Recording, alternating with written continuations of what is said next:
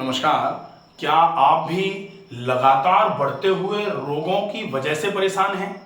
शरीर में दिन प्रतिदिन नए नए रोग आते जा रहे हैं और रोग के होने का कारण समझ में नहीं आ रहा है। आयुर्वेद में बहुत पुराने समय में लिखा गया कि रोग का सिर्फ एक कारण होता है और वो एक कारण क्या है? सर्वे शाम रोगाणाम निदानम कुपितः मलः। मल जब शरीर में कुपित होगा तभी शरीर में रोग होना चालू होंगे। प्राकृतिक चिकित्सा में लिखा गया सर्वे रोगा मलावसा, सारे के सारे रोगों का कारण होता है शरीर में मल का वास करना। तो हम देखें कि शरीर शुद्ध है, जब तक शरीर शुद्ध है तब तक शरीर निरोगी है, शरीर स्वस्थ है। अब स्वस्थ शरीर अस्वस्थ कब होता है, रोगी कब होता है? जब स्वस्थ शरीर में टॉक्सिन्स रुकना चालू हो जाते हैं।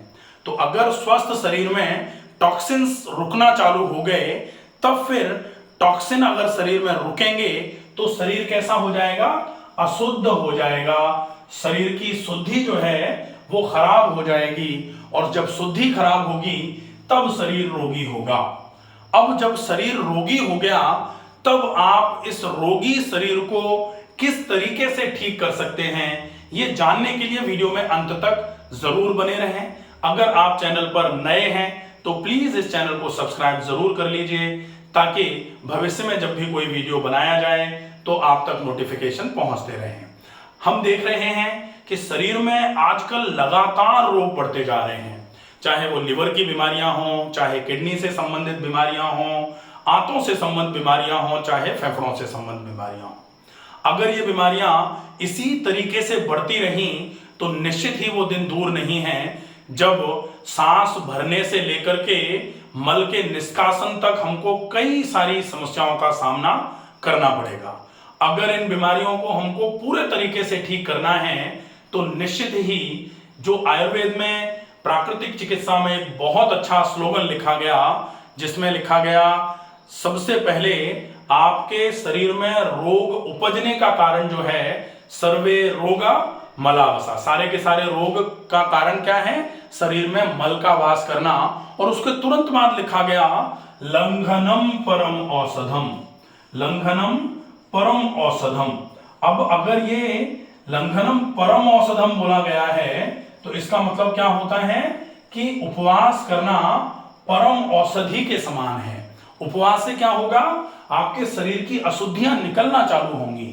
और आयुर्वेद में बहुत पुराने समय में ही एक चीज लिखी गई थी, एक श्लोक लिखा गया। श्लोक था शुद्धो देहा मनुष्यस्य सह जीवति वर्ष शतम।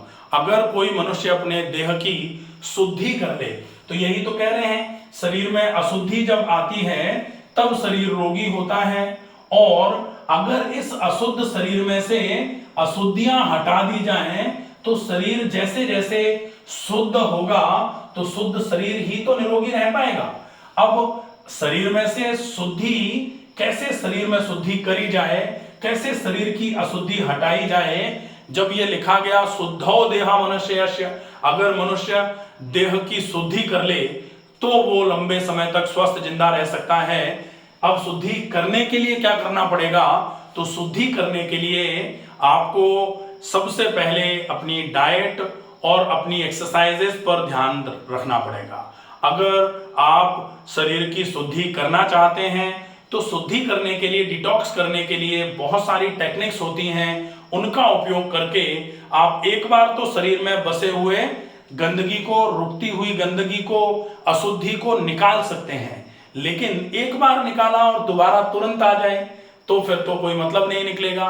इसलिए शुद्ध करने के बाद शुद्ध रखने का प्रयास। आजकल हम देखते हैं कि सिंपली घर में जब कोई पोंछा लगा रहा होता है, घर में पोंछा लगा करके साफ किया जा रहा होता है घर को, तो उस समय अगर कोई जूते चप्पल पहन के निकलता है तो एकदम परेशानी होती है ना कि हमने तो सफाई करी है, तुम जूते चप्पल पहन के आ गए।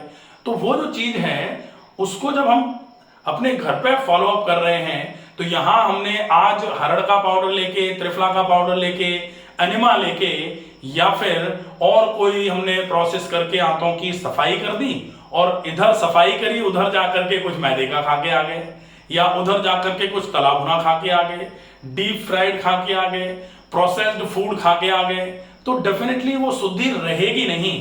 तो शुद्धि करना और शुद्धि रखना दोनों ही अगर आपकी समझ में आ जाएंगी तो डेफिनेटली आप अपनी बीमारियों पर विजय प्राप्त कर लेंगे। और वो केवल लोगों को लगता है कि शुद्धि करना तो केवल आंतों की बीमारियों को दूर कर सकता है, ये फेफड़ों की बीमारियों को कैसे दूर करेगा, या फिर शुद्धि से किडनी की बीमारी कैसे दूर होगी। ये मान लीजिए कि अगर आपने अपनी आंतों को साफ कर दिया तो निश्चित ही एक बहुत अच्छा श्लोक है, उसमें लिखा गया है रसो रक्तः, रस से रक्त बनता है, ततो मासः, मासोन्मेद प्रजायते, मेद सो अस्थि, अस्थि सो मज्जा, मज्जा शुक्र प्रदायते। तो अब आप देखें ये सप्त धातु बन गई, रस, रक्त, मांसा, मेद, अस्थि, मज्जा और शुक्र। तो यही तो है सप्त धातु का सिद्धांत। आयुर्वेद में यही तो कहा जाता है कि इन 7 धातुओं से मिलकर के शरीर बना हुआ है। और प्राकृतिक चिकित्सा में क्या कहते हैं, क्षिति जल पावक गगन समीरा, पंच तत्व मिल बना शरीरा। तो अब ये जो 5 तत्वों से मिलकर के आयुर्वेद नेचुरोपैथी में कहा जाता है, 7 धातुओं से मिलकर के आयुर्वेद में कहा जाता है, तो ये 7 धातुएं पूरी की पूरी एक के बाद एक हैं। रस मतलब आहार रस। अब अगर आहार रस से आपका रक्त का निर्माण हो रहा है तो आपको क्या करना पड़ेगा, अपने आहार रस को वैसा रखना पड़ेगा जैसा आप अपने रक्त को रखना चाहते हो, और आपको रक्त वैसा रखना पड़ेगा जैसा आप अपने मांस को रखना चाहते हो, आपको मांस वैसा रखना पड़ेगा जैसा आप अपने मेद को रखना चाहते हो, और आपको अपना मेद वैसा रखना पड़ेगा जैसा आप अपनी अस्थि को रखना चाहते हो, आपको अपनी अस्थि वैसी रखनी पड़ेगी जैसी आप अपनी मज्जा को रखना चाहते हो, और आपको अस्थि मज्जा वैसी रखनी पड़ेगी जैसा आप अपने शुक्र को रखना चाहते हो। और सब चाहते हैं कि यहाँ तो बहुत अच्छा रहे, सब शुद्धि रहे और स्वास्थ्य भी रहे, लेकिन यहाँ फॉलोअप नहीं हो पा रहा। तो अगर इसको ठीक रखना है तो इसको ठीक रखना कंपलसरी है। ऐसा नहीं हो पाएगा कि आप इसको तो ठीक रखना चाहो लेकिन यहां अड़म गड़म खाते रहो, मुश्किल रहेगा। आपको इसके साथ में आहार रस को अगर ठीक कर लिया तो ये पूरी चीजें ठीक होती चली जाएंगी, प्लस इसके साथ में एक्सरसाइजेस का ध्यान भी रखना पड़ेगा। एक्सरसाइजेस तो आहार रस मतलब डाइट, और एक्सरसाइजेस मतलब एक्सरसाइजेस व्यायाम। ये दोनों चीजें अगर आपने अच्छे तरीके से फॉलो करी, साथ में आपने ये जो डिटॉक्सिफिकेशन है, अशुद्धि को निकालने का तरीका, शरीर को शुद्ध करने का तरीका, इसको अपना लिया तो निश्चित ही ये पूरी की पूरी बीमारियां शरीर में जितनी भी आ रही हैं, चाहे त्वचा से संबंधित हो, चाहे हार्ट से संबंधित हो, चाहे कोलेस्ट्रॉल से संबंधित हो, चाहे खून के गाढ़े होने की समस्या हो, चाहे आपकी शरीर की किसी भी ऑर्गन से रिलेटेड कोई भी प्रॉब्लम हो, वो धीरे धीरे करके ठीक होना चालू होगी ही। आशा है ये वीडियो आपको पसंद आएगा। अगर आपको ये वीडियो पसंद आए तो ज्यादा से ज्यादा लोगों तक इसको शेयर करें। स्वस्थ रहिए, सुरक्षित रहिए। धन्यवाद।